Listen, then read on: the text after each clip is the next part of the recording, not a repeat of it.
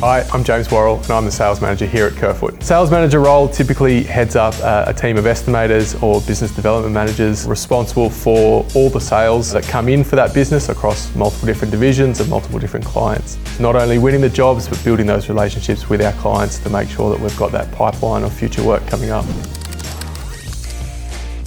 I start my day in the office. I'll catch up with a quick meeting with our team, run through what we're going to do for that day, any kind of key things that need to be submitted, either tenders or EOIs. And then, I'll get into it, start dealing with our customers. I'll start looking at our pipeline of work, what needs to be won for this month and going through for the rest of the year. Myself and the estimators, we're very diligent with what we do. We have processes in place based on historical jobs that we've done to know what we're going to do, how long we're going to need and what products we're going to need to actually deliver a job. Really make sure that we've got that right submission to our client and make sure we haven't missed anything, because we're dealing with pretty slim margins and we need to make sure that nothing goes wrong, so we try and set the team up as good as possible.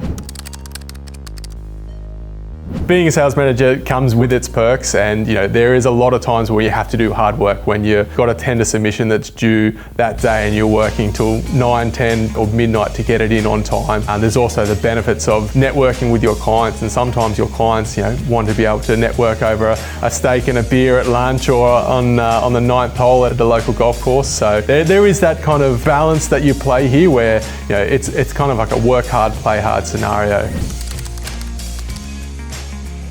Some of the really positive things about being a sales manager is actually seeing your team succeed. So when you're training people up to replace the role that you did previously, when you might be cracking a client for the first time, or it might be the estimator's first win, seeing them succeed is really, really good. Seeing how the landscape of the CBD changes, seeing how technology changes, seeing how the industry is changing and what we're building. You're the head of that because you're the first person that sees those drawings before the construction starts. When you get that email or that PO from a client that hits and you've worked on this project for 6 months, 12 months, 18 months, and that comes in, the feeling's amazing. Having those wins and bringing that excitement about what is coming up really lifts the team and lifts the whole business. So when you're looking at a project for technology that hasn't been installed yet, or a procedure that hasn't been kind of adopted yet across the industry, you need to be the one able to figure out 80 or 90% how you're going to get there and what sort of tools are available. Because the industry shifts so fast, you need to be across all the different manufacturers, what they're doing, what you can actually utilize to help incorporate into your projects and use them to solve your customers' problems. When we're tendering a project, working off documents or a really kind of broad scope, not only are we doing a takeoff and figuring out how much cable do we need, how many power points are there, what size are the switchboards, but we're actually coming up with a methodology that our team can deliver that project. And that might be, do we deliver it during the day? Do we deliver it at night? Is it on weekends? Do we need 4 people there? Do we need 8 people there? Are we going to subcontract out certain parts of it? It becomes a really kind of great place to test your skills in problem solving and then apply that to a real life scenario.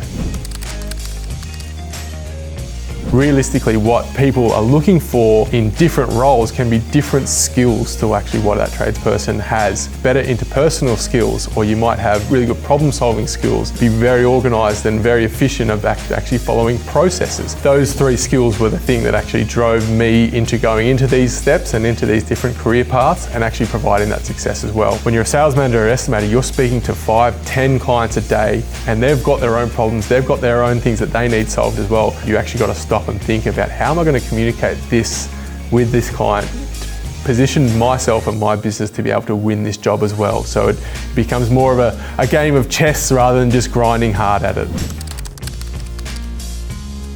The best advice I give you is look for those opportunities and take them with both hands. My first introduction to being off the tools was actually when I was a 4th year apprentice. I dislocated my knee snowboarding on a holiday. Now I came back to work, told my boss, he said, would you want an opportunity to come and work in the office? So I had a knee brace on, took a job in the office, and I was doing stock take for vans, I was doing follow-ups for contractors, and I was chasing clients for money. And then when I spoke to a few people and I looked at the different opportunities that I had, I thought, I can combine this. I can still use my skills as a tradesperson, electrician, and all the things that I know about that, and being technical and being precise, but then blend it with the things that I like about dealing with customers, dealing with people, and problem solving, and combine that into a job. The opportunities that I got given really kind of formed that, and then from there I was able to take that next step. So jump on those things when you can. See your future, map your pathway. Then go and make it happen.